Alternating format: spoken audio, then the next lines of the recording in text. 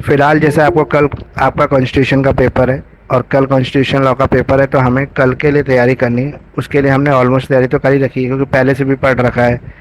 कल थोड़ा सा या फिर आज सुबह हमने थोड़ा सा रिवाइज भी कर लिया, रिवीजन कर लिया, तो हमें ऑलमोस्ट आइडिया तो है कि सब्जेक्ट में क्या है और क्या हमसे पूछ सकता है। मतलब ओवरऑल जो है हमें पता है कि सब्जेक्ट में क्या सिलेबस है और कौन कौन से ऐसे टॉपिक्स हैं जो इंपॉर्टेंट टॉपिक्स जिसको हम कह सकते हैं एग्जाम के पॉइंट ऑफ व्यू से, जिनको ये पूछ सकता है।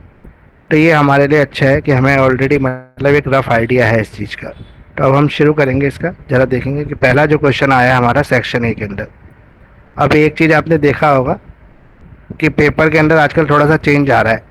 पहले लिखा होता था सेक्शन ए के अंदर attempt all 5 question, each question carries 4 marks, very short answer is required, not exceeding 75 words. अब यहाँ पर सिर्फ सिंपल लिखा आ रहा है अटेम्प्ट ऑल 5 क्वेश्चंस बस।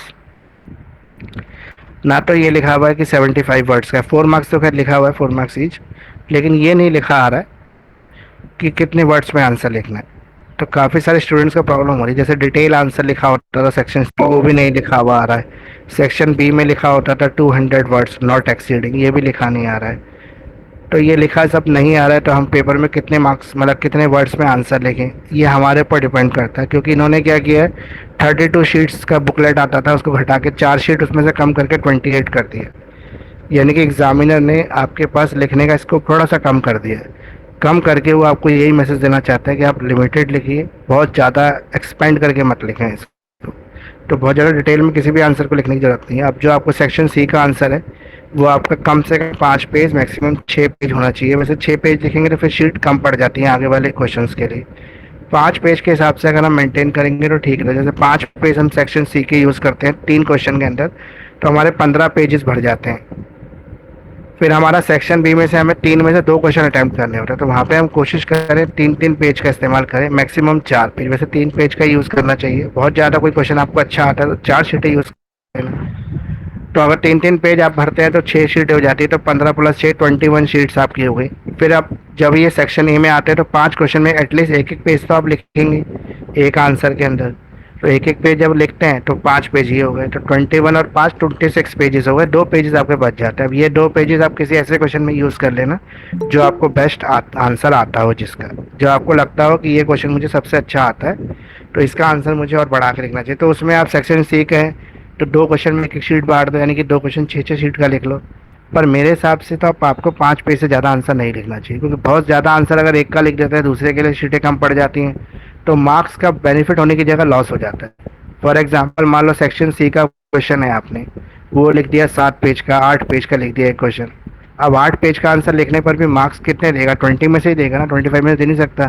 तो 20 में से मार्क्स देगा तो बहुत ज़्यादा आंसर आपने अच्छा लिख दिया, 16 मिल जाएंगे, 17 मिल जाएंगे, ज़्यादा मिलते नहीं हैं। थोड़ा हल्का आंसर लिखा तो आपको 15-16 मिल सकते हैं, यानी कि एक ही मार्क्स का लॉस या गेन हो रहा है। लेकिन 1 मार्क्स का लॉस या गेन करने के लिए हम 2 शीटें अपनी ख़राब कर रहे हैं, 3 शीटें ख़राब कर रहे हैं, जो हमारे दूसरे क्वेश्चन के मार्क्स को घटा रहे हैं। जब सेक्शन बी में जब हम आते हैं तो हमारे पास शीटें कम बचती हैं। शीटें कम बचती हैं तो हम 1 पेज या 1.5 पेज में उसका आंसर लिख देते हैं। अब 1-1.5 पेज में जब आंसर लिखेंगे तो 10 में से कितने देगा? 3-4-5 दे देगा मैक्सिमम, बहुत अच्छा लिखा होगा तो 5, यानी कि 2 मार्क्स का लॉस हो गया सीधा वहाँ पे। तो 1 का गेन हो रहा है तो यहाँ पे 2 का लॉस हो रहा है, और ऐसे दोनों क्वेश्चन में होगा तो 4 मार्क्स का लॉस हो जाता है। तो इसलिए कोशिश करें कि ज़्यादा शीटें ना भरें, 5-5 पेज ऑन एन एवरेज रखें सी सेक्शन के लिए, बी सेक्शन के लिए रखें 3-3 पेज, और सेक्शन ए के लिए 1-1 पेज। हमेशा मैं कहता हूँ कि सेक्शन ए का जब आंसर लिखना है आपको कभी पैराग्राफ में ना लिखें, पॉइंट्स में लिखें। एक तो उससे टाइम सेव होगा आपका लिखने में, दूसरा क्या होगा कि आपके 10-12 मिनट लास्ट के बचाओ बस इसके लिए, और 10-12 मिनट में ये पाँचों क्वेश्चन हो जाएंगे अगर आपको आते होंगे तो।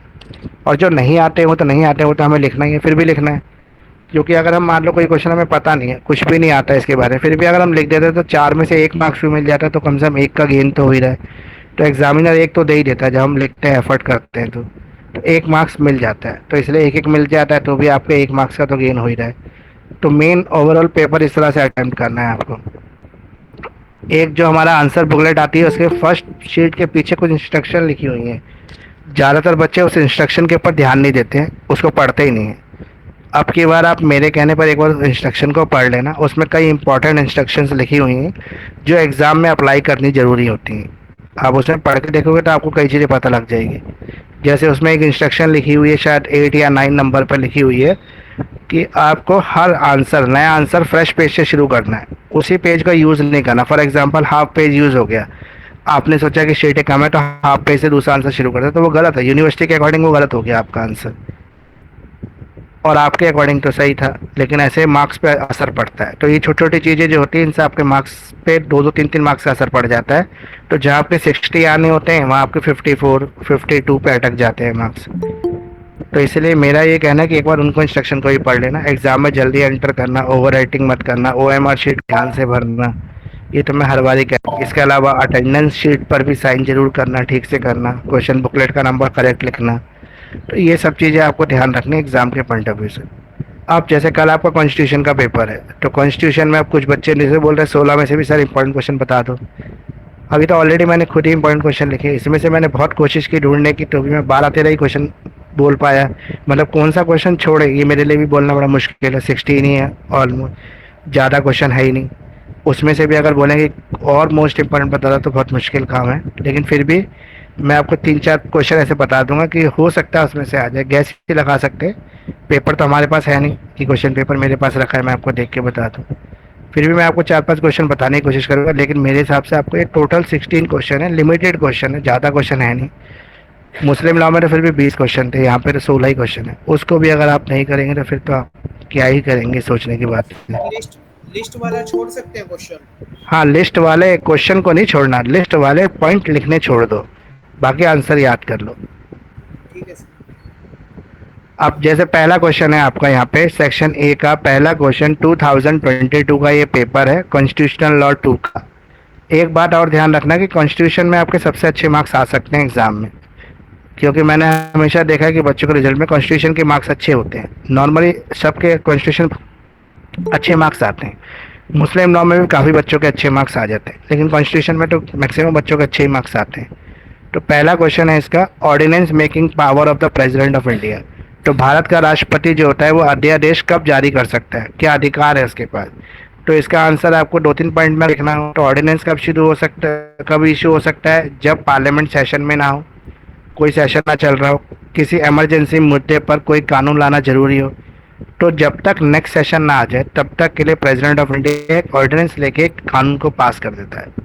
या कोई ऐसी चीज़ होती है जो स्टेट के अंदर कंट्रोल करना जरूरी है, जैसे कोरोना आ जाए, मान लो कोविड आ गया, कोविड के अंदर कुछ गाइडलाइंस देनी है और हम इंतजार नहीं कर सकते नए सेशन का, तो हम क्या करेंगे, एक ऑर्डिनेंस ले आएंगे। मतलब प्रेसिडेंट ऑफ इंडिया एक ऑर्डिनेंस ला के सरकार की हेल्प कर देता है।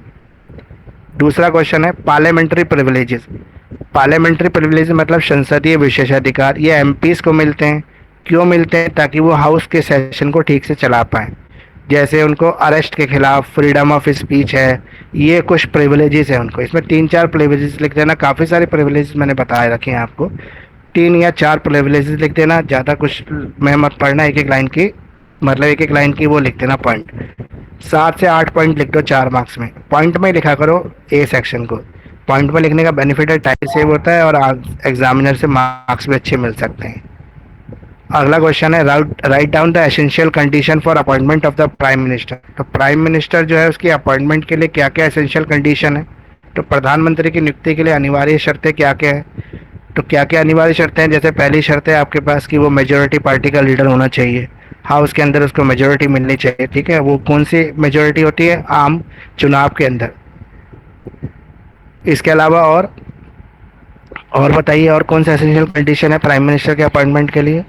भारत का नागरिक होना चाहिए, इंडियन सिटीजन होना चाहिए उसको, उसकी एज लिमिटेड, मतलब एज का भी हो सकता है। और वो किसी एक हाउस का मेंबर हो, दोनों हाउस में से, राज्यसभा या लोकसभा, दोनों हाउस में से किसी एक हाउस का मेंबर होना जरूरी है उसके लिए, तभी वो प्राइम मिनिस्टर ऑफ इंडिया बन सकता है। अगला क्वेश्चन है इसमें, right down the procedure for election of the president of India. जो प्रेसिडेंट ऑफ इंडिया का जो इलेक्शन होता है उसका प्रोसीजर क्या है। तो आपको मैंने इसका प्रोसीजर बता रखा है, भारत के राष्ट्रपति के चुनाव की प्रक्रिया कि दोनों हाउसेज जो होते हैं इसमें पार्टिसिपेशन करते हैं, और साथ में राज्यसभा लोकसभा करते हैं प्लस विधानसभा, यह भी इनके अंदर पार्टिसिपेशन करते हैं, यानी कि एमएलए भी वोट देते हैं राष्ट्रपति के चुनाव में। और किनको राष्ट्रपति के चुनाव में वोट देने का अधिकार नहीं है, किनको नहीं है बताइए। जी, राष्ट्रपति हाँ, जिनको प्रधान सॉरी जिनको भारत का राष्ट्रपति जो होता है वो नॉमिनेशन के थ्रू अपॉइंट कर, जैसे खेल की फील्ड में से कोई एक लिया है, एंग्लो इंडियन कोई एक अपॉइंट कर दिया, उस तरीके के लोगों को वोट देने की पावर नहीं होती। ये आपने लिख दिया। अगला क्वेश्चन है इसके अंदर, right down the meaning of the amendment of constitution. Constitution में यानी कि संविधान संशोधन से क्या मतलब है? तो अमेंडमेंट क्यों लाया जाता है, इसके लिए दो तीन रीजन लिख देना। इसकी क्या जरूरत होती है, इसके आफ्टर इफेक्ट्स क्या होते हैं, ये कुछ लिख देना इसके अंदर। कॉन्स्टिट्यूशन को अमेंडमेंट क्यों लाया जाता है, अगर एक लाइन में आपसे पूछे तो क्या बताओगे क्यों लाया जाता है अमेंडमेंट?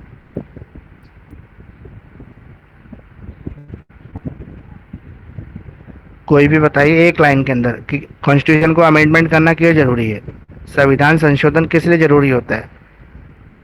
सर ताकि बदलते हुए टाइम, समाज और सोसाइटी के साथ हम लोग अपने लॉज को भी डेवलप कर पाए। मतलब अपने कॉन्स्टिट्यूशन को अप टू डेट कर दें, बस। Explain the ordinary bill, money bill और फाइनेंस बिल। अब ये तीनों बिल का क्वेश्चन मैंने आपको पीडीएफ में दे रखा है आपको। इसके अंदर जो ऑर्डिनरी बिल है वो क्यों बनाया जाता है, सिर्फ इतना बता दो अभी के लिए। मनी बिल क्यों होता है, फाइनेंशियल बिल क्या होता है, तीनों बिल में एक बेसिक डिफरेंस क्या क्या है? किसी को भी पता है तो शॉर्ट में फटाफट बता दो। साधारण विधेयक, धन विधेयक और वित्त विधेयक।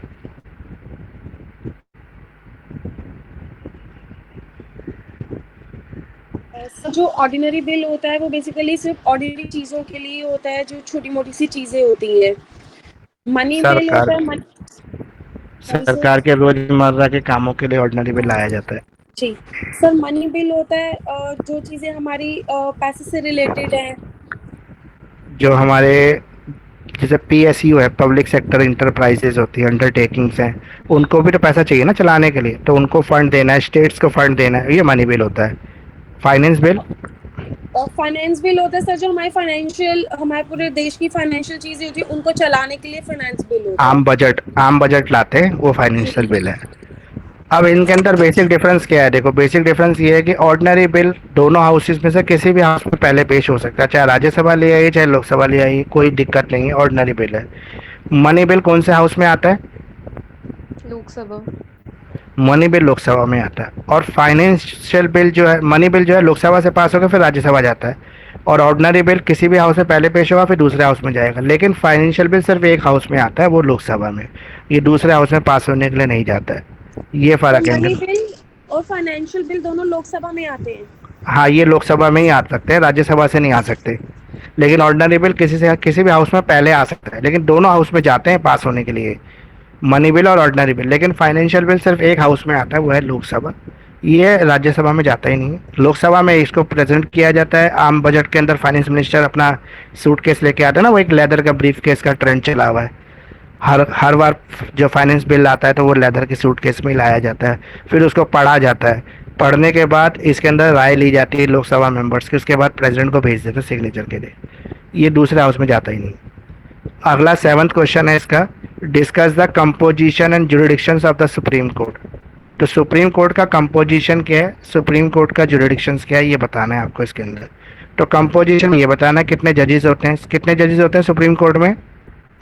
CJI plus 34। CJI plus 34 other जजेस होते हैं। इसके अलावा कौन अपॉइंटमेंट करता है इन जजेस की? प्रेसिडेंट ऑफ इंडिया करता है। जजेस। हाँ, इसके अलावा कंसल्ट किससे किया जाता है? लॉ मिनिस्ट्री से भी किया जाता है ना, इंडिया की लॉ मिनिस्ट्री से, और वो कैबिनेट और प्राइम मिनिस्टर के पास भी जाता है लॉ मिनिस्ट्री के थ्रू। ये हो गया। इसके अलावा इसकी जुरिडिक्शंस क्या है, सुप्रीम कोर्ट क्या क्या कर सकता है? तो इसकी 3 जुरिडिक्शंस हैं सुप्रीम कोर्ट की, ओरिजिनल अपीलेंट और तीसरी कौन सी बताइए?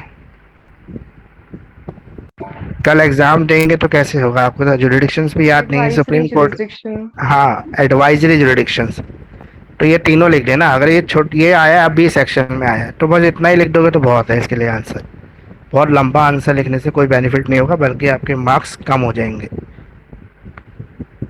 बैलेंस करके आंसर लिखना चाहिए ताकि एग्जामिनर को लगे कि आप जो है वो हर चीज़ आपको आती है, आपके लिए पेपर ईजी था। ऐसा ना उसको ये लगे इंप्रेशन ये जाए एक क्वेश्चन अच्छा आता था, बाकी क्वेश्चन थोड़े थोड़े आते थे तो नियर कर करके जैसे मर्जी करके लिख दिए।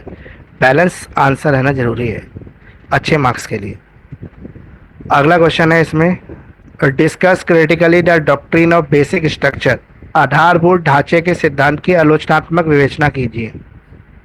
इसके अंदर केस लॉ जरूर लिखना। अगर कभी ऐसा क्वेश्चन पूछता है तो उसके अंदर केस लॉस लिखना। अब ये होता क्या है, doctrine of basic structure of constitution. फिर जो बेसिक स्ट्रक्चर डॉक्ट्राइन थी वो Kesavananda Bharati versus state of Kerala में स्टैब्लिश हुई थी, जो कि इंडिया का one of the longest serving case के नाम से जाना जाता है। और इसमें 13 जजेस की बेंच बैठी थी, as far as I remember.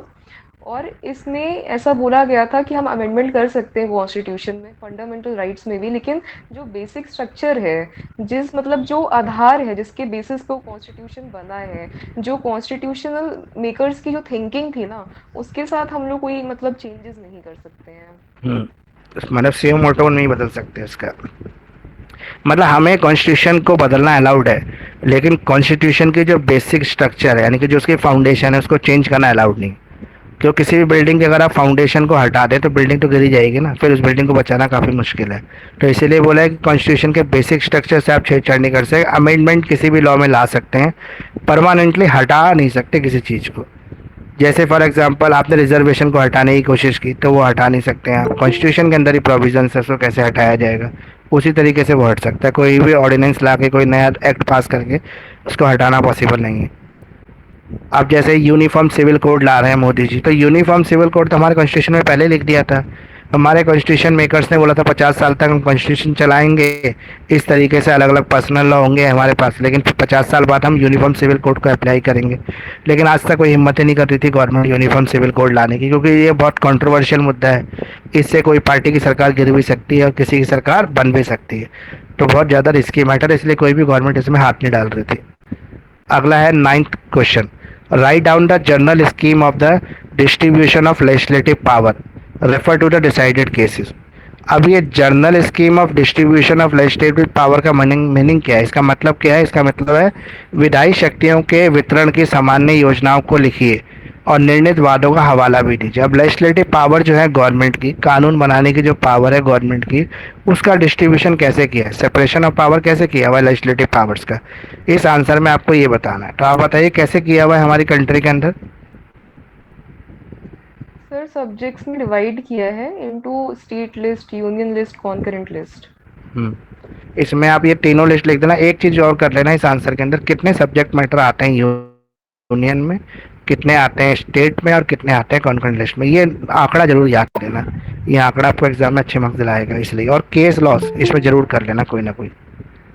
मतलब कुछ क्वेश्चन ऐसे हैं जिसमें केस लॉस लिखना कंपल्सरी, जैसे बेसिक स्ट्रक्चर वाला है, जैसे आपका ये वाला आ गया। इन क्वेश्चन के अंदर केस लॉस लिखे बिना आंसर कंप्लीट नहीं होगा, इसलिए इनके लिए स्पेशल केस लॉस पर ध्यान दे लेना। जैसे अब अगला क्वेश्चन आ रहा है, critically examine the state emergency provision as prescribed under the article 356 of the constitution, refer to decide। इसमें खुद ही बोल दिया, अगर ये बोलेगा नहीं तो भी हमें केस लॉस देने पड़ेंगे, क्योंकि ये कह रहा है कि आर्टिकल 356 जो है, जो हमारे सेंट्रल गवर्नमेंट को ये पावर देता है कि वो स्टेट के अंदर इमरजेंसी लगा सकते हैं। तो इमरजेंसी दो तरह की, एक इंटरनल एक एक्सटर्नल। तो एक्सटर्नल इमरजेंसी जब लगाते हैं हम लोग, जब हमारे पर बाहर से कोई हमला आक्रमण हो जाता है, जैसे कोई हमारे इंडिया पाकिस्तान की लड़ाई हो गई, बहुत टेररिस्ट ने हमारे पर अटैक कर दिया, तो हम उसके अगेंस्ट क्या करते हैं, एक्सटर्नल इमरजेंसी लगा देते हैं।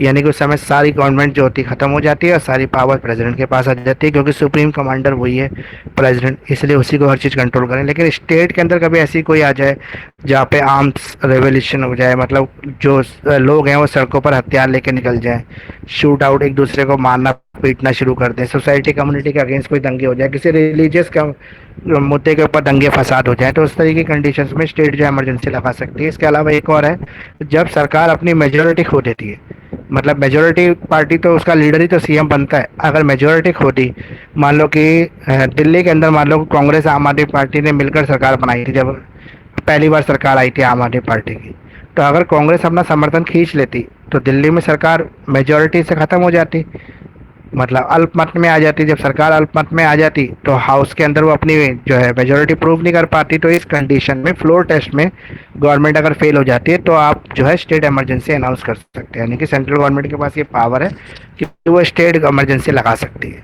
अगर मान लो दिल्ली दंगे जैसे हुए थे और वो दंगे इतने बढ़ जाते कि गवर्नमेंट कंट्रोल ही नहीं कर पा रही थी, लेकिन दिल्ली का एग्जाम्पल तो नहीं ले सकते क्योंकि यहाँ पे पुलिस सेंट्रल गवर्नमेंट के पास है, लेकिन मान लो बंगाल में है बंगाल में बहुत ज़्यादा दंगे हो गए और स्टेट गवर्नमेंट उस दंगों को कंट्रोल नहीं कर पाई, जैसे अभी हो रहे थे, लेकिन वहाँ पे स्टेट गवर्नमेंट ने कंट्रोल कर लिया। मतलब कंट्रोल नहीं कर पा रही, 2-3 महीने हो गए, जैसे मणिपुर में चल रहा है, स्टेट गवर्नमेंट कंट्रोल नहीं कर पा रही, 3-4 महीने हो गए, लेकिन अभी भी दंगा फसाद हो ही रहा है, जाति के नाम पे, धर्म के नाम पे वहाँ पे दंगे हो रहे हैं, कम्युनिटी दूसरी कम्युनिटी से लड़ रही है।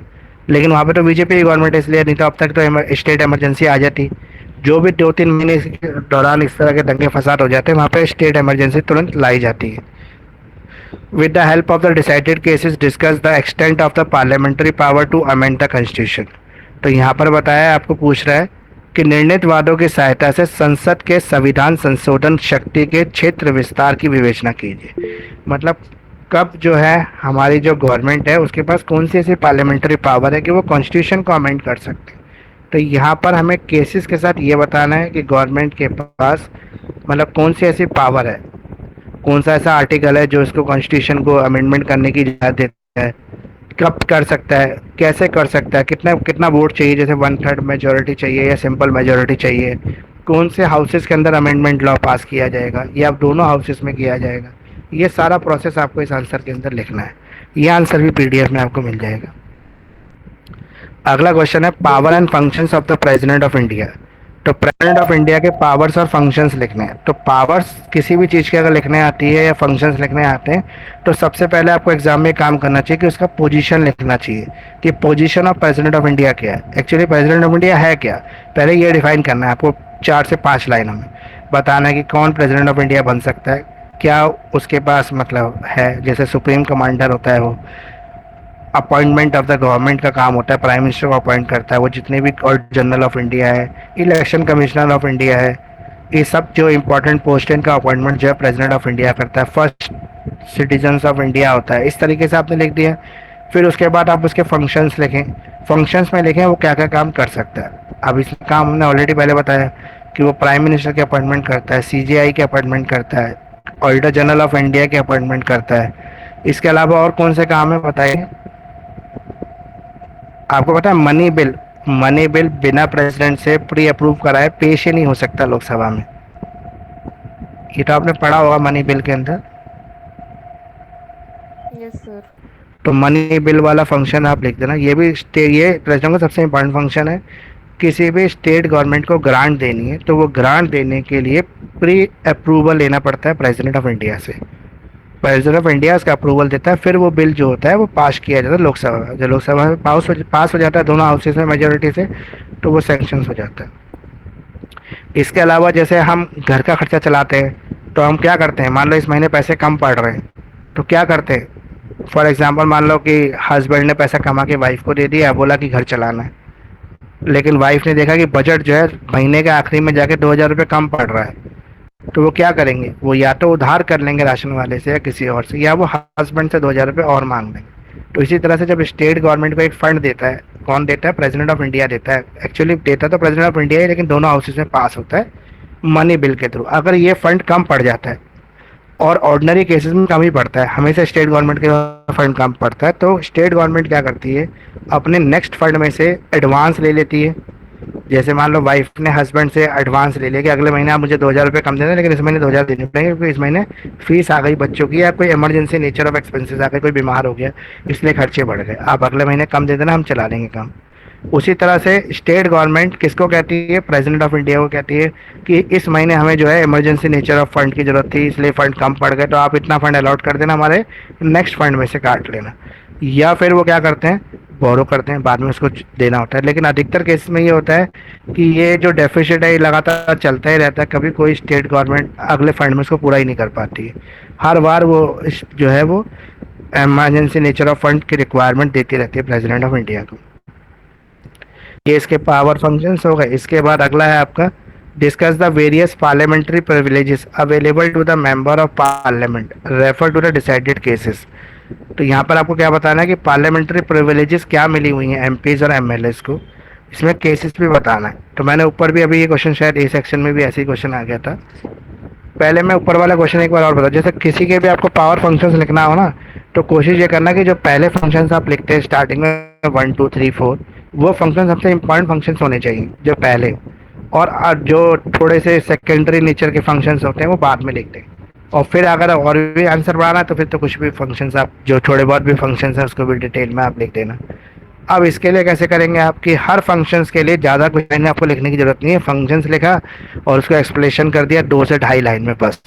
बहुत ज़्यादा डिटेल में बहुत से बच्चे क्या करते हैं, एक फंक्शंस को तो बता देंगे 10 लाइन में, और अगले फंक्शन में मुझे कम आता था, मैंने 2 ही लाइन लिखी। उससे अगले फंक्शन में मुझे ज़्यादा आता था, मैंने 5 लाइन ली। तो आंसर बैलेंस नज़र नहीं आता ना। ये उन बच्चों के लिए जो कहते हैं कि मार्क्स हमारे अच्छे आने चाहिए, तो बैलेंस आंसर भी दिखना चाहिए, एग्जामिनर को पता लगना चाहिए कि ये इंटेलिजेंट स्टूडेंट्स है, इनको सब आता है। तो बैलेंस आंसर देखना भी जरूरी है। ऐसा नहीं करना कि एक पॉइंट को तो लिख दिया 10 लाइन में, दूसरे पॉइंट को लिखना 2 लाइन में, तीसरा पॉइंट आपको आता ही नहीं था, एक ही लाइन में आपने लिख के छोड़ दिया। तो बैलेंस कैसे होगा आंसर? सारे आंसर में जैसे आपने मेरे असाइनमेंट को देखा होगा, तो मैंने पीडीएफ में जो पॉइंट, हमेशा मेरी आदत है कि मैं आंसर्स को पॉइंट्स में लिखता हूँ। मैंने बहुत बड़े बड़े पैराग्राफ में कोई आंसर आपको दिया ही नहीं है लिख के, इसलिए नहीं दिया क्योंकि बड़े बड़े पैराग्राफ को पढ़ने के लिए बहुत समय लगता है, याद करने में समय लगता है, समझने में समय लगता है। लेकिन अगर पॉइंट्स वाइज आंसर होता है तो वो जल्दी याद हो जाता है, पॉइंट देख के तुरंत हमें याद आ जाता है। मैंने तो रेड कलर से हाईलाइट किया हुआ है पॉइंट्स को, कि आपको वो रेड वाला वहाँ पे ब्लैक से हाईलाइट करके आना है एग्जाम में। जितना हाईलाइट कर दोगे उतना आपके लिए बेनिफिट रहेगा, उतना एग्जामिनर को भी मजा आएगा आंसर शीट आपके चेक करने में। थोड़ी सी हैंड राइटिंग पे भी सुधार पे काम कर लेना अपना। एग्ज़ाम के बाद, अभी नहीं, अभी तो जैसे हैंड राइटिंग के बाद चलने दो, एग्ज़ाम के बाद कुछ वीडियोस देख लेना हैंड राइटिंग इम्प्रूवमेंट्स की, और नहीं पता लगे तो मैं भेज दूंगा आपको, यूट्यूब पे बहुत सारी वीडियोस है। कुछ छोटे मोटे परिवर्तन करके आपकी हैंड राइटिंग बिल्कुल ठीक हो जाएगी। मतलब बहुत ज़्यादा चेंजेस नहीं करना पड़ता, कुछ ही चेंजेस करना पड़ता है, आपकी हैंड राइटिंग फिर पढ़ने लायक हो जाती है। उतनी हैंड राइटिंग बहुत है, और एक स्पीड होनी चाहिए लिखने में। हैंड राइटिंग के चक्कर में बहुत से बच्चे इतनी स्लो में लिखते हैं कि बाद में जाके फिर इस तरह की भाषा लिखते हैं कि वो डॉक्टर भी नहीं पढ़ पाते। और पहले पहले की शीटें में बहुत अच्छी लैंग्वेज, अच्छी राइटिंग रहती है, तो उसका भी कोई बेनिफिट नहीं है। लास्ट में एग्जामिनर को समझ में नहीं आएगा आपने क्या लिखा है, वो डॉक्टरी लैंग्वेज कौन पढ़ेगा। तो ये क्वेश्चन नंबर जो 13 है, parliamentary privileges available to the member of parliament. तो ये प्रिविलेजेस वही है, आपकी फ्रीडम ऑफ स्पीच है, बोल सकते हैं आप, आपका और कौन कौन सी इसमें है आपकी, बताइए अगर किसी को याद है तो। सर इनको एक स्पेशल प्रोटेक्शन मिलती है एमपीज को फ्रॉम क्रिमिनल प्रोसीडिंग। जैसे अगर ये ऑन द वे है, पार्लियामेंट में जा रहे हैं डिबेट हाँ, डिस्कशन के लिए, और लेकिन उनको वो पुलिस सब, पकड़ के हाँ, नहीं जा सकती, एक्सेप्ट इन केसेस उन्होंने अगर उन पार्लियामेंट के अंदर जितनी डिस्कशन चल रही है उनसे हट के कोई क्राइम कर दिया, जैसे एमपी ने मर्डर कर दिया जाके, तब क्रिमिनल प्रोसीडिंग चलेगी, लेकिन पार्लियामेंट के बेसिस पे नहीं चलेगी। और ऐसा इसलिए होता है ताकि जो एमपीज और मतलब ये जितने भी एमएलएज वगैरह होते हैं, ये अपना डिसीजन फ्रीली दे पाए बिना एनी कोर्जन। अब मैं आपको एक क्वेश्चन पूछता हूँ इसके लिए। मान लो एक अभी हाउस चल रहा है, अभी जैसे अभी रिसेंटली आप देखोगे तो हाउस चल रहा है, अभी हमारा जो हाउस चल रहा है इस समय, तो उसमें कोई एमपी है, वो पार्टिसिपेशन के लिए जा रहा है अपनी गाड़ी से, रास्ते में उसके किसी से झगड़ा हो जाता है, वो उसको गोली मार देता है, एमपी गोली मार देता है, पुलिस आ जाती है, उसको अरेस्ट करने की कोशिश करती है, लेकिन वो कहता है कि मेरे पास पार्लियामेंट्री प्रिविलेजेस हैं कि जब मैं सेशन अटेंड करने जा रहा हूँ तो मेरे ऊपर कोई भी अरेस्टिंग नहीं हो सकती किसी भी तरह की। तो इसको पुलिस अलाउ करेगी या नहीं करेगी जाने के लिए? सर बिल्कुल नहीं, मतलब वो करेगी, क्या कहते हैं, छोड़ेगी नहीं पुलिस, तुरंत अरेस्ट करेगी, क्योंकि ये उस एमपी का पर्सनल एक्शन है, उसने मर्डर किया है, तो प्रोसीडिंग चलेगी। अब यहाँ पे जो प्रिविलेजेस ये कहता है कि इस एमपी को हाउस करने की, अटेंड करने की इजाज़त है, उसको पुलिस ये कहेगी कि आप हाउस में चले जाइए, हाउस का सेशन अटेंड करें, उसके बाद हम आपको अरेस्ट करेंगे, क्योंकि अभी प्रूव करना है पुलिस को कि उसने मर्डर किया। हालांकि सब कुछ है, उसने सामने गोली मारी है, उसका एविडेंस है, रिवॉल्वर पे उसके फिंगरप्रिंट है, देखने वाले लोग हैं, लेकिन कानून सबूतों के ऊपर चलता है, और जब तक प्रूफ ना हो जाता वो कल्प्रिट नहीं है, और कल्प्रिट नहीं है तो उसको पार्लियामेंट का सेशन अटेंड करने की पूरी आज़ादी है। तो ये एमपी जो है अटेंड करेगा सेशन को, उसके बाद पुलिस इसको अरेस्ट कर लेगी। लेकिन अगर सेशन 1 महीने तक चल रहा तो 1 महीने तक उसकी अरेस्टिंग नहीं हो पाएगी, ना उसको कोर्ट में पेश किया जाएगा इस केस के अंदर।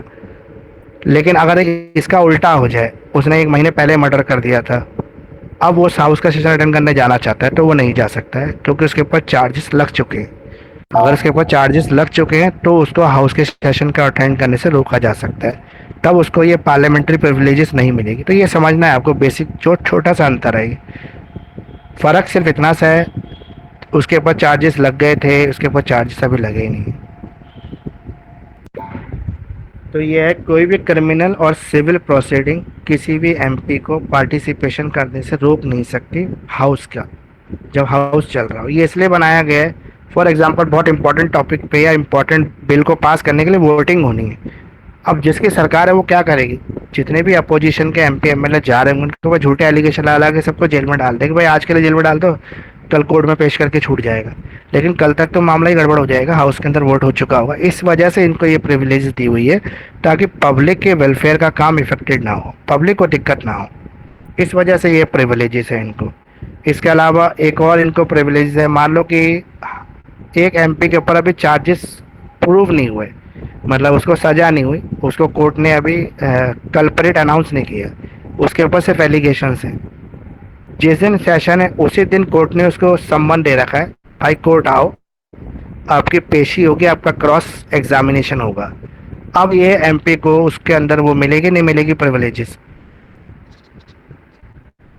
सर अभी भी मिलनी चाहिए क्योंकि अभी पूरा डिसीजन और जजमेंट नहीं आया है, वो चाहे एग्जामिनेशन हो चाहे चीफ एग्जामिनेशन हो। हाँ, ये केस था आपका जीवी मावलनकर वर्सेस के एस सकारिया 1954 का। इस केस के अंदर ये कोर्ट ने डिसाइड किया, अपने डिसीजन में बताया कि आप एमपी को नहीं रोक सकते जब तक वो कल्प्रिट अनाउंस नहीं हो गया। अभी वो कौन सा था, वो जो यूपी का एक डॉन था जो मार दिया पुलिस ने एनकाउंटर में, मतलब पुलिस के साथ ही उसको किसी लड़कों ने गोली मार दी थी ना आके। वो 3 बार का तो एमपी था और 4 बार वो एमएलए रह चुका था, जो गुजरात की जेल में बंद था, अतीक अहमद। तो अतीक अहमद को मारा गवर्नमेंट ने। जब वो अतीक अहमद एमपी था तो उसके ऊपर चार्जेस लगे थे और उसकी संसद सदस्यता चली गई थी जब उसके पास चार्जेस प्रूव हो गए। लेकिन उसके 3 टर्म ऐसे थे जब वो एमपी रहा और उसके ऊपर चार्जेस लगते रहे, वो चुनाव लड़ता रहा, जीतता रहा, 2 बार उसने जेल से चुनाव जीत लिया। तो इसका मतलब कहीं ना कहीं मिसयूज हो रहा है इन प्रोविजंस का, जो प्रिविलेजेस दे रखी हैं इनका।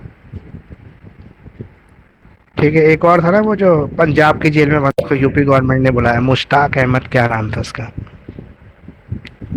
इस मुख्तार अंसारी, हाँ मुख्तार अंसारी। ये सब क्या है, ये सब क्रिमिनल्स हैं, लेकिन एमपी बन के ये अपनी प्रिविलेजेस लेने के बहाने सरकार को यूज करते हैं।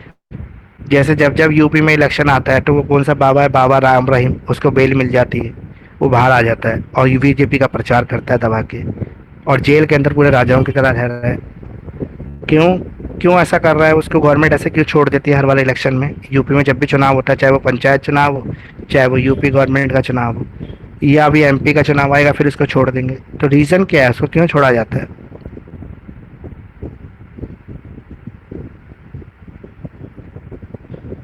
डेरा सच्चा सौदा इसलिए छोड़ा जाता है कि उसके अनुयायी जितने भागते हैं उसके, आज भी इतने ज़्यादा हैं कि यूपी के इलेक्शन को इफेक्ट करते हैं। यूपी में सरकार बनाना, सरकार गिराना उसके पायत का खेल है। वो बहुत ज़्यादा वोटों को इन्फ्लुएंस करता है, आज भी करता है, इसलिए उसको छोड़ा जाता है। इवन उसने तो इतना कर रखा था कि उसके डेरे के अंदर जो एंटर करेगा तो वहाँ पे उसी की करेंसी चलती थी, इंडियन करेंसी भी अलाउड नहीं थी उसके डेरे के अंदर। आप जैसे डेरे में एंटर करेंगे, एंट्री गेट पर ही आपके पास जितने पैसे हैं वहाँ सरेंडर कर दें, और वहाँ पे प्लास्टिक मनी चलती थी, वो प्लास्टिक मनी वहाँ से ले लें। अंदर जितना इतना बड़ा उसका वो डेरा था, मतलब समझ लो कई हजार किलोमीटर के अंदर डेरा था उसका।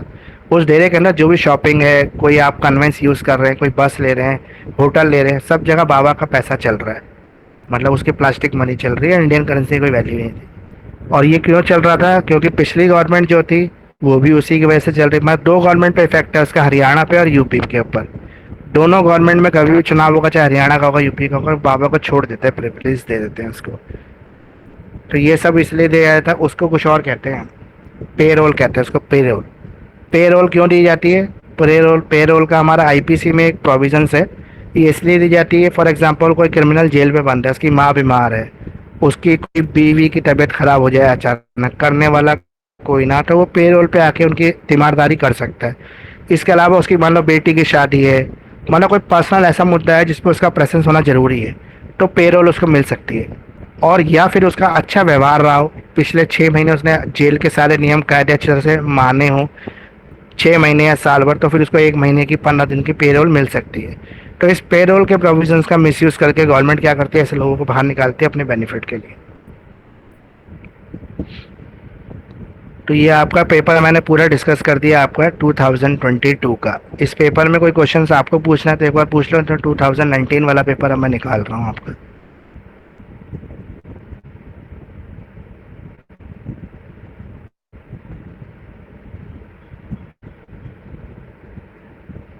ये है आपका 2019 का पेपर।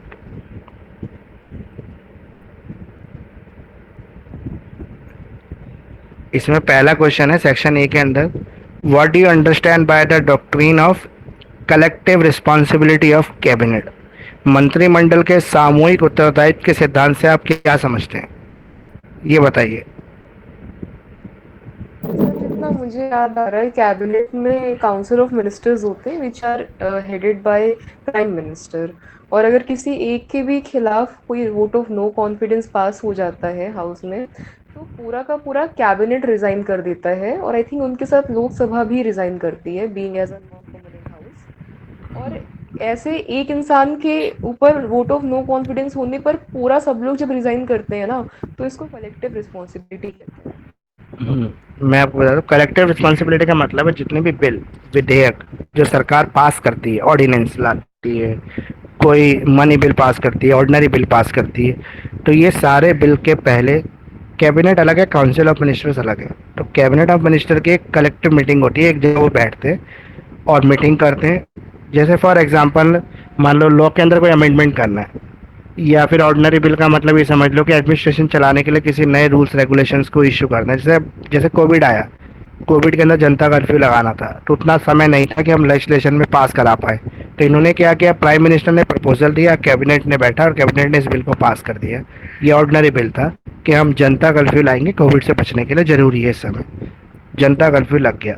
अगर ये जनता कर्फ्यू फेल हो जाता कोई भी रीज़न से, तो यहाँ पे इसकी रिस्पॉन्सिबिलिटी अकेले प्रधानमंत्री के ऊपर नहीं डाली जा सकती। इसका कलेक्टिव रिस्पॉन्सिबिलिटी किसकी है, कैबिनेट की है। क्योंकि प्रधानमंत्री कोई भी डिसीजन लेता है तो वो कैबिनेट की रजामंदी से लेता है, उसके बिना वो ले भी नहीं सकता है। मतलब हमारा कॉन्स्टिट्यूशन ये कहता है कि कोई भी चीज़ का डिसीजन प्राइम मिनिस्टर अकेला नहीं कर सकता, उसको अपने कैबिनेट के साथ ये डिसीजन लेना पड़ता है। तो सबसे पहले कोई प्रपोजल प्राइम मिनिस्टर पेश करता है, फिर उसको उसकी कैबिनेट अप्रूव करती है। कैबिनेट के अप्रूवल के बाद वो लेजिस्लेचर में जाता है, यानी कि लोकसभा में जाता है, फिर लोकसभा के बाद राज्यसभा में जाता है, फिर प्रेसिडेंट के पास जाता है, फिर वो बिल आ जाता है एग्जीक्यूटिव के पास, वो एग्जीक्यूट कर देते हैं, फिर जुडिशरी उस बिल के ऊपर डिसीजन लेती है, जो वायलेशन करते हैं उनको सजा देती है। तो ये सारा जो प्रोसेस अगर कोई भी फेल हो जाए इसके अंदर, तो वो रिस्पॉन्सिबिलिटी कलेक्टिवली प्राइम मिनिस्टर की, मतलब एक बंदे की नहीं है प्राइम मिनिस्टर की, वो उसके कैबिनेट की है। तो ये आपको समझना है, ये कलेक्टिव रिस्पॉन्सिबिलिटी है। अब है अगला क्वेश्चन, इसका question number 2, whether is the supreme court of law making body? Supreme court law making body है कि नहीं है, ये बताना है। क्या सर्वोच्च न्यायालय विधि निर्मात्री संस्था है? क्या लॉ बना सकती है?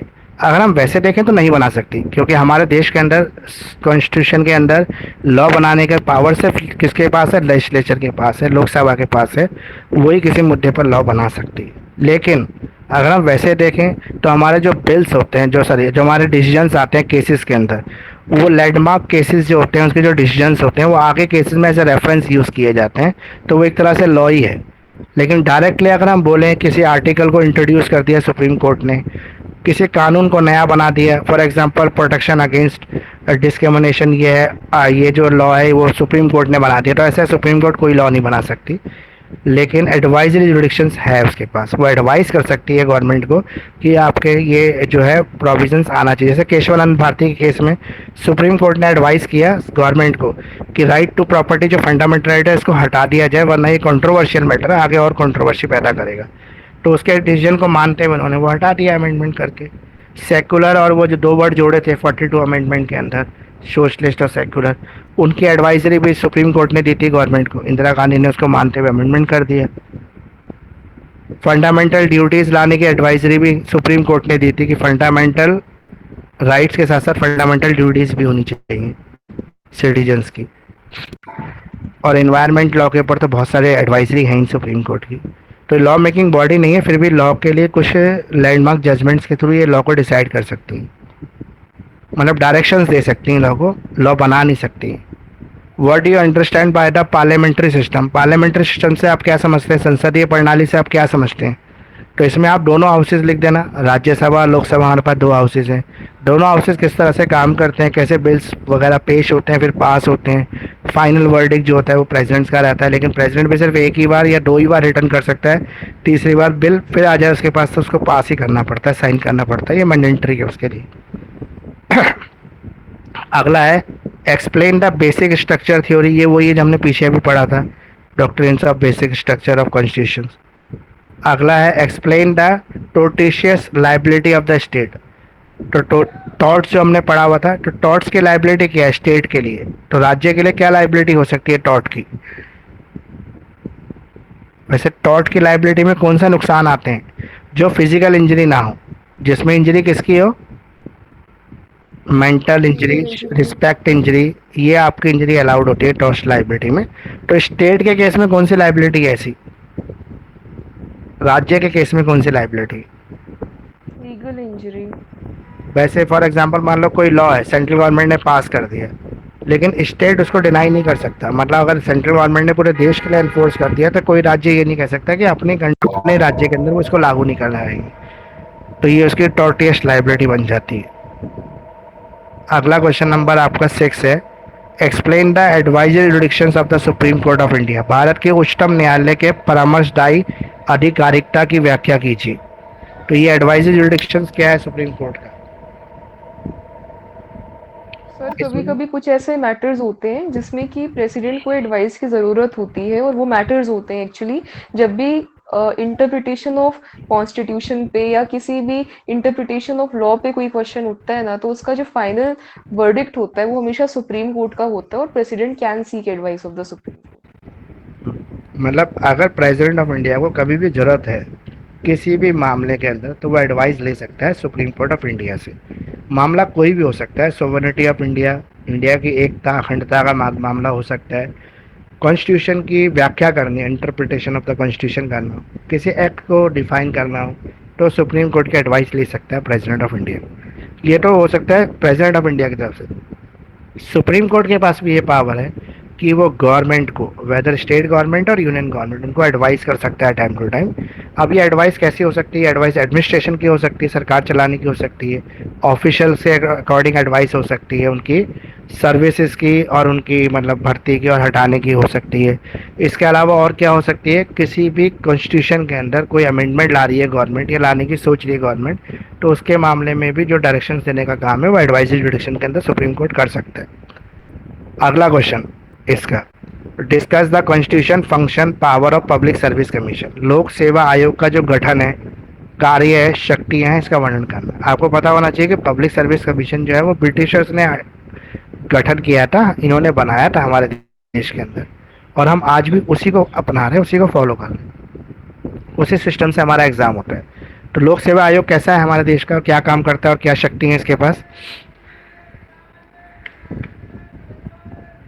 सर ये बेसिकली इसका जो मेन पर्पस है वो यूपीएससी का है कि एग्ज़ाम कंडक्ट कराना, ताकि मतलब कि अपॉइंट कर सके, रिक्रूट कर सके, सेलेक्ट कर सके अच्छे स्टूडेंट्स को who can serve the country. Advice करती गवर्नमेंट को रिक्रूटमेंट को लेकर, जो भी सिविल सर्वेंट्स हैं उनके डिसिप्लिन मतलब कि मेंटेन करके रहती है कि मतलब एक फेयर तरीके से सिलेक्शन हो।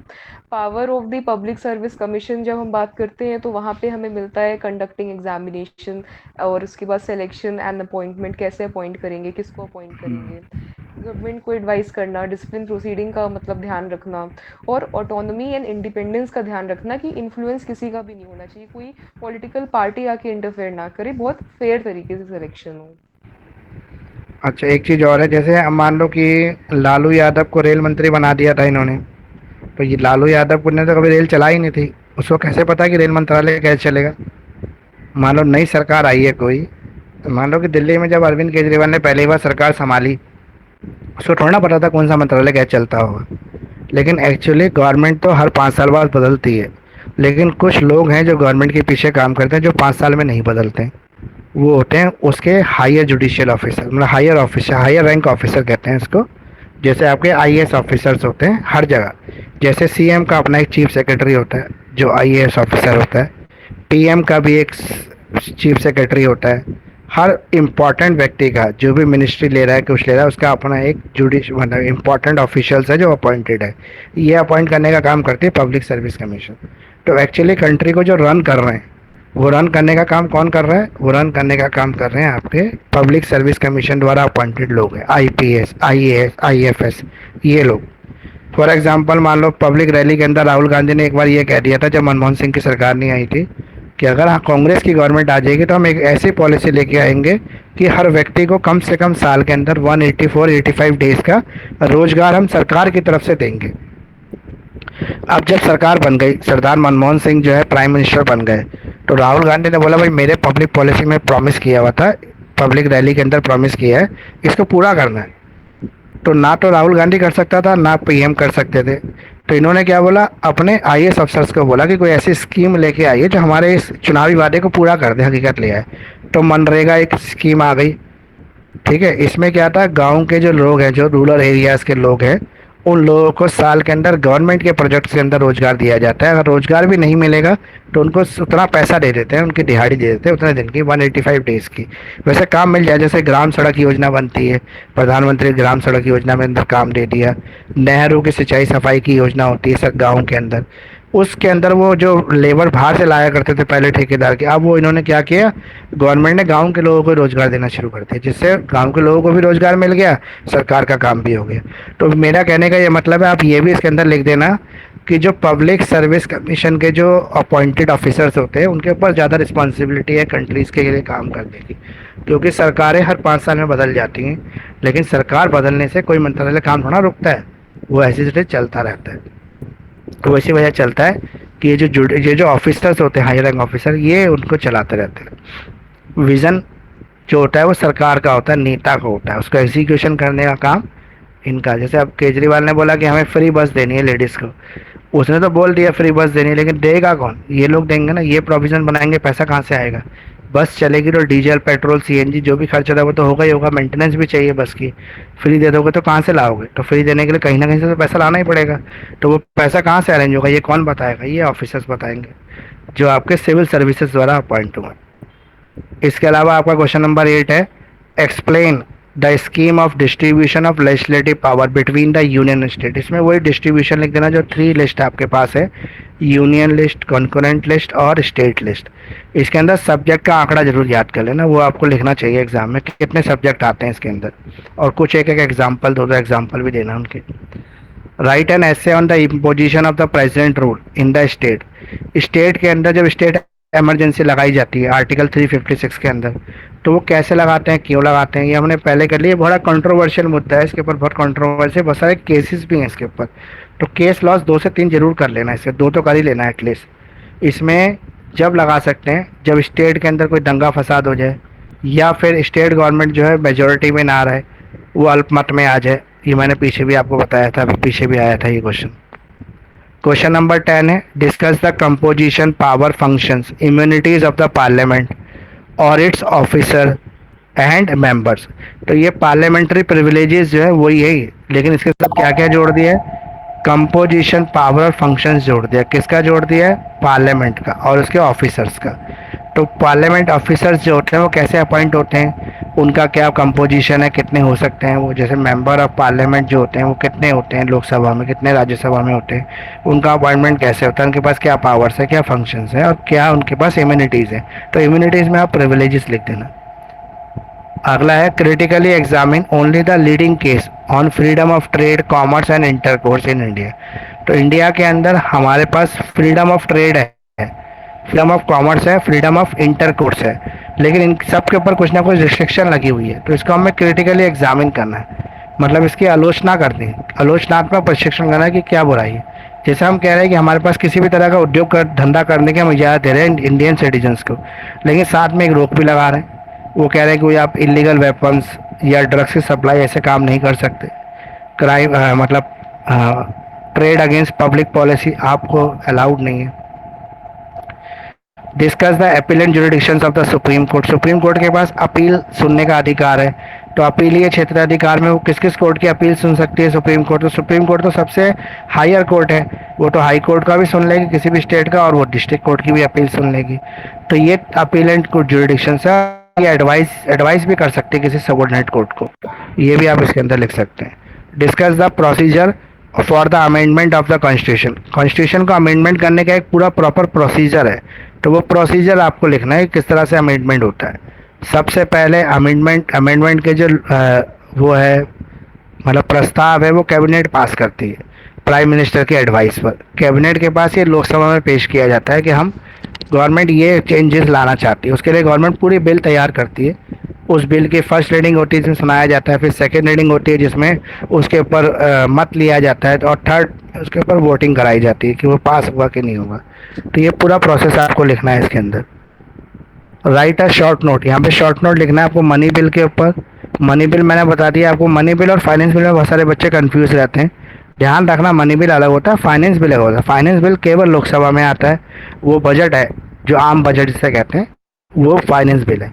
मनी बिल होता है जो स्टेट्स को, पीएसयू जो है उनको पैसा दिया जाता है सरकार चलाने के लिए। जैसे स्टेट गवर्नमेंट को बहुत सारे फंड्स अलॉट करती है, एमपीज को फंड आते हैं, एमएलएस को फंड आते हैं, निगम पार्षद होते हैं, काउंसलर होते हैं, उनको फंड आते हैं, वो सब फंड आते हैं मनी बिल के थ्रू। राइट ऑफ प्रॉपर्टी का मतलब क्या है? आपके पास ज़मीन रखने का अधिकार जो अब कॉन्स्टिट्यूशन ने हटा दिया है। फंडामेंटल राइट्स था पहले ही, इसको आपको लिखना है क्यों हटाया, इसके पीछे क्या रीज़न है और ये क्या राइट था। कलरेबल रजिस्ट्रेशन, हम अपने हिसाब से कानून को बदल देते हैं, मतलब उसका अर्थ का अनर्थ कर देते हैं, तोड़ मरोड़ कर उसको पेश कर देते हैं। मतलब हमें कानून तोड़ना है तो हमें पता है किससे तोड़ना पड़ेगा, तो वो कलरेबल लेजिस्लेशन है कि स्टेट गवर्नमेंट क्या करती है, सेंट्रल गवर्नमेंट किसी रूल को इस तरह से चेंज कर लेती है कि वहाँ वायलेशन भी नहीं होता, लेकिन रूल्स का जो है वो मतलब एक तरह से वायलेशन हो गया है, लेकिन सही से बोले तो वो हुआ नहीं है क्योंकि हमने रूल्स फॉलो किया स्टेट गवर्नमेंट ने। डॉक्ट्रिन ऑफ रेपुटेंसी, ये है असंगति का सिद्धांत। ये मुझे पता नहीं है, अभी याद नहीं आ रहा, आपको किसी को पता हो तो एक बार बता देना। किसी को भी नहीं पता है तो ये दोनों पेपर हमने डिस्कस कर लिए आपके कॉन्स्टिट्यूशन के। जो जितने भी पीडीएफ के क्वेश्चन थे वो मैंने लास्ट वीडियो में आपको शेयर कर दिए, तो आप वहाँ से सुन लेना। अभी कोई स्पेशल आपको कोई क्वेश्चन पूछना है तो वो पूछ लें आप। सर जी, डॉक्ट्राइन ऑफ रिपुजेंसी जितना मुझे याद आ रहा है, इसमें जो स्टेट गवर्नमेंट के जितने भी लॉज बनते हैं ना उनके सब्जेक्ट लिस्ट में, ये कई बार क्या करते हैं, कॉन्फ्लिक्ट करते हैं सेंट्रल गवर्नमेंट के साथ। तो अगर ऐसा कोई कॉन्फ्लिक्ट देखा जाएगा जहाँ पे स्टेट गवर्नमेंट और सेंट्रल गवर्नमेंट के बीच में कई बार लॉज ऐसे कॉन्फ्लिक्ट करते हैं, और कई बार ऐसा होता है कि एक सब्जेक्ट मैटर है जिस पे दोनों लॉ बना सकते हैं, सेंट्रल ने बनाया, स्टेट ने बनाया, तो इन कॉन्फ्लिक्ट में हमेशा सेंट्रल लॉ का ही मतलब जो वो है पावर है वो प्रिवेल करेगा। अगर वो मैटर कॉन्कोनेंट लिस्ट का है तो, लेकिन अगर स्टेट गवर्नमेंट के मैटर पे सेंट्रल गवर्नमेंट लॉ बना दे तो वहाँ पे स्टेट गवर्नमेंट का लॉ एप्लीकेबल होगा, और यूनियन की लिस्ट पे स्टेट गवर्नमेंट लॉ बना दे तो यूनियन का लॉ लगेगा, स्टेट का नहीं लगेगा। लेकिन अगर एब्सेंस हो, मान लो कि यूनियन की लिस्ट सब्जेक्ट है लेकिन एब्सेंस है, उसका लॉ बनाया ही नहीं, स्टेट गवर्नमेंट ने बना दिया उस पर लॉ, तो फिर स्टेट गवर्नमेंट का लॉ इन्फोर्स होगा। लेकिन अगर दोनों बना दे तो यूनियन की लिस्ट में यूनियन का लॉ माना जाएगा, स्टेट की लिस्ट में स्टेट, लेकिन कॉन्करेंट लिस्ट में दोनों बना देंगे तो फिर यूनियन का कानून माना जाएगा, स्टेट का नहीं माना जाएगा। ठीक है, वैसे इसको पढ़ लेना, गूगल सर्च कर लेना, मुझे लगता नहीं क्या है इसका मीनिंग, मुझे एग्जैक्ट पता नहीं, तो इसको आप कर लेना। बाकी हमारा ऑलमोस्ट सारा हो गया है, बस ये है कि आपको लिमिटेड थोड़ा सा पढ़ने की कोशिश करनी चाहिए। मतलब आज तो सारा पढ़ लो, कल एग्ज़ाम के टाइम से पहले पहले सारा सब्जेक्ट मत, मतलब सारे क्वेश्चंस मत पढ़ने की कोशिश करना, कुछ क्वेश्चन सेलेक्ट कर लेना जो आपको पढ़ने चाहिए। जैसे मेरे हिसाब से कि आपको सुप्रीम कोर्ट वाला क्वेश्चन पढ़ना चाहिए, ये क्वेश्चन काफ़ी इंपॉर्टेंट क्वेश्चन है। एक प्रिविलेजेस वाला जो क्वेश्चन है ये भी बार बार आ ही रहा है, ये भी इंपॉर्टेंट क्वेश्चन से लगता है मेरे को कि प्रिविलेजेस आपको किसी ना किसी सेक्शन में पूछ ही लेगा, चाहे बी में पूछे चाहे ए में पूछ ले, कहीं ना कहीं आपको प्रिविलेजेस पूछ लेगा। ये आपके 2 क्वेश्चन हो गए। इसके अलावा power and functions of prime minister, power and functions of president, ये क्वेश्चन आपको दोनों ही करने हैं। तो ये आपके 4 क्वेश्चन हो गए हैं जो आपको करने चाहिए एग्ज़ाम के पॉइंट ऑफ व्यू से। इसके अलावा और क्वेश्चन आपका है ये डॉक्ट्रिन ऑफ बेसिक स्ट्रक्चर, ये भी इंपॉर्टेंट क्वेश्चन है, ये भी आप कर लेना। 5 क्वेश्चन हो गए आपके। जैसे लिस्ट वाला पूछ रहे थे ना, आपकी लिस्ट वाले क्वेश्चन में क्या करना है, तो लिस्ट वाले क्वेश्चन के में जो लिस्ट के अलावा लिखा हुआ है एंट्री 17, 47, 45, ये सब आप छोड़ देना। इसके अलावा जो मटेरियल लिखा है वो सारा याद कर लेना। जो आर्टिकल लिखे हैं मैंने 256, 257, 356, ये आर्टिकल तो और क्वेश्चंस के अंदर भी यूज़ हो रहे हैं अगर आप ध्यान से देखोगे तो। जैसे 356 स्टेट इमरजेंसी लॉ है, तो ये आप पढ़ लेना, थोड़ा सा आपको आइडिया हो जाएगा। तो आर्टिकल 2-3 तो लिख ही देना, इसमें से लिस्ट मत लिखना ही। एंट्री ना कर पाओ तो कोई बात, वैसे एंट्री और आर्टिकल सेम ही चीज़ है, पहले एंट्री है फिर आर्टिकल है, लेकिन फिर भी आप एंट्री छोड़ देना, आर्टिकल्स कर लेना। 2-3 आर्टिकल तो कर लेना, टोटल 8 आर्टिकल हैं, 3 तो कर ही लेना, 4 तो कर ही लेना। केस लॉस कुछ कुछ क्वेश्चंस के कर लो, सबके आप नहीं कर पा रहे तो कोई दिक्कत नहीं। 4-5 क्वेश्चन मैंने बता दिए और बता रहा हूँ आपको कौन सा आपको एग्ज़ाम से पहले पढ़ना चाहिए। एक आपका यूनियन लिस्ट, स्टेट लिस्ट और कॉन्कोनेंट लिस्ट वाला जो क्वेश्चन है ना, ये क्वेश्चन आपको करना चाहिए एग्ज़ाम से पहले, पढ़ना चाहिए इस क्वेश्चन को। ये आप पढ़ लो। 6 क्वेश्चन मैंने आपको बता दी जो मेरे हिसाब से, मुझे ऐसा लगता है बहुत ज़्यादा इंपॉर्टेंट क्वेश्चन है। इसमें शायद 2 या 3 क्वेश्चन आपको मिल जाएंगे एग्ज़ाम में। बोलिए शिखा। सर जैसे कि जो अपॉइंटमेंट ऑफ प्राइम मिनिस्टर है, प्रेसिडेंट है, फॉर्मेशन ऑफ लोकसभा, राज्यसभा, तो ये जो 4 कैटेगरीज हैं, क्या इनसे रिलेटेड भी क्वेश्चन आ सकता है, चांसेस हैं? हाँ, ये तो मैंने बताया ही ना आपको, power functions of prime minister और power functions of sir president. Power function तो ठीक है, इम्पोर्टेंट है, वो आ सकता है, लेकिन एक फॉर्मेशन होता है ना कि प्रेसिडेंट कैसे अपॉइंट होगा, लोकसभा कैसे बनेगी, ये आएगा क्या चारों का? अलग से नहीं आएगा, उसी में आ सकता है, अलग से नहीं आएगा। मुझे ऐसा लगता है नहीं आएगा, बाकी मैंने इंटरव्यू बनाया नहीं है, लेकिन मुझे ऐसा लगता है कि ये शायद नहीं आएगा। लेकिन रिलेशंस जो है राज्यसभा लोकसभा का, वो आ सकता है, वो पूछ सकता है। ये आपको मैंने सब कुछ इस वीडियो में कवर कर दिया है। क्लासेस जो है एग्ज़ाम के बाद से हम सितंबर में शुरू करेंगे, पेड क्लासेस। उसका रजिस्ट्रेशन हम अगस्त में, नेक्स्ट मंथ से शुरू कर देंगे। जिसको भी कराना हो, पेड क्लासेस लेनी हो तो वो ले सकता है। फ्री क्लासेस भी हम कंटिन्यू करेंगे, लेकिन वो सितंबर मिड में शुरू करेंगे, लेकिन उसमें रेगुलर क्लासेस नहीं होंगी, बीच बीच में हम कभी क्लासेस ले लेंगे। कोई स्पेसिफिक फिक्स शेड्यूल नहीं होगा उसका। जिसको भी अगर रजिस्ट्रेशन कराना होगा तो वो अगस्त में करा सकता है। अगस्त में इनरोलमेंट शुरू हो जाएंगे आपके नई क्लासेस के, और वो सितंबर फर्स्ट वीक से शुरू हो जाएंगे। उसमें कॉन्सेप्ट क्या रहेगा, कैसे होता है, ये मैंने अपना वीडियो डाला हुआ है, आप वहाँ से देख सकते हैं कि हम लोग हर क्लास से पहले आपको यूनिट का असाइनमेंट दे देते हैं एडवांस में। एडवांस में आपको असाइनमेंट मिल जाता है, हर क्लास से पहले आपको पता होता है क्लास में क्या होने वाला है, आप खुद भी पढ़ के आ सकते हैं। फिर हर क्लास की आपको रिकॉर्डिंग मिलेगी, उस रिकॉर्डिंग के अंदर जो भी हमने लेक्चर पढ़ा कभी मिस हो जाए, आपको दोबारा से सुनना है, या एग्ज़ाम के टाइम पे रिवीजन के पॉइंट ऑफ व्यू से उसको देखना है तो आप देख सकते हैं। पहले हम पूरा सिलेबस कराते हैं, यूनिट 1, 2, 3, 4, 5। फिर उसके बाद ये क्रैश कोर्स कराते हैं जिसमें इंपॉर्टेंट क्वेश्चन विद आंसर्स होते हैं। उसके बाद फिर मास्टर क्लासेस कराते हैं। तो ये पूरा कॉन्सेप्ट रहता है, 3 से 4 महीने के अंदर आपका सिलेबस प्लस रिवीजन सारा कंप्लीट हो जाता है एग्ज़ाम से पहले पहले। सितंबर में शुरू करेंगे तो सितंबर, अक्टूबर, नवंबर, दिसंबर, तो दिसंबर हम मान के चलते हैं हमारा एग्ज़ाम है, डिले हो जाए बात अलग है, तो दिसंबर तक हमारा जो है पूरा सिलेबस कंप्लीट हो जाता है। एक वीक में अंदर एक सब्जेक्ट का लगाते हैं क्लासेस, दूसरे वीक में भी दूसरा सब्जेक्ट शुरू होता है। कोशिश ये करते हैं कि पहले एक यूनिट एक सब्जेक्ट कंप्लीट हो जाए, फिर दूसरे सब्जेक्ट की दूसरी यूनिट शुरू हो, ताकि कन्फ्यूजन्स ना रहे। मतलब एक दिन कॉन्स्टिट्यूशन पढ़ाया, दूसरे दिन कुछ और सब्जेक्ट पढ़ा दिया मुस्लिम ने, तो काफ़ी बच्चों को कन्फ्यूज़न होती है। तो इस वजह से एक वीक में एक ही सब्जेक्ट चलता है। तो अभी और भी कोई आपकी क्वेरीज है तो आप पूछ सकते हैं। बाकी इंटरनेशनल लॉ का जो एग्ज़ाम है आपका मंडे को है, उसकी क्लासेस हम सैटरडे को या संडे को एक बार कर लेंगे। उसमें ही मैंने ऑलरेडी ऑलमोस्ट आपको सारे रिकॉर्डिंग यूट्यूब पे अवेलेबल है, वहाँ से आप देख सकते हैं, फ्री क्लासेस की रिकॉर्डिंग है, वहाँ पे आपका सारा सिलेबस और ये पूरा पीडीएफ कवर है। और कॉन्स्टिट्यूशन का तो मैंने अभी लास्ट क्लास आपके लिए थी, वन शॉट लेक्चर, वो पूरा कवर है। इसमें 16 के 16 क्वेश्चन मैंने वहाँ पे डिस्कस किए हैं, वहाँ पे आप देख लो। फिर भी आपको कोई क्वेश्चन में पर्टिकुलर प्रॉब्लम आ रही है तो आप व्हाट्सएप करो, मुझे कॉल कर लेना व्हाट्सएप पे, मैं आपको बता दूंगा कितने बजे कॉल करना है, आप कॉल करके पूछ लेना। फिर भी कोई डाउट आपके रह जाते हैं तो फिर वो उनको हम आगे अलग से सॉल्व कर देंगे आपके। तो आपको सब कुछ हो गया है मेरे हिसाब से आपको कॉन्स्टिट्यूशन का, अब आपको पढ़ना है सिर्फ। कुछ और आपकी साइड से कोई क्वेरीज? No sir. ओके, तो ऑल द बेस्ट आपको सबको। अच्छी तरह से पढ़ो, तैयारी करो एग्ज़ाम की। टाइम भी कम है, एक ही दिन छुट्टी है, पूरा दिन लगाओ और कल भी पढ़ना पड़ेगा आपको। तो क्लास में यहाँ पे कंप्लीट कर रहा हूँ और इसकी रिकॉर्डिंग आपको थोड़ी देर में यूट्यूब पे मिल जाएगी।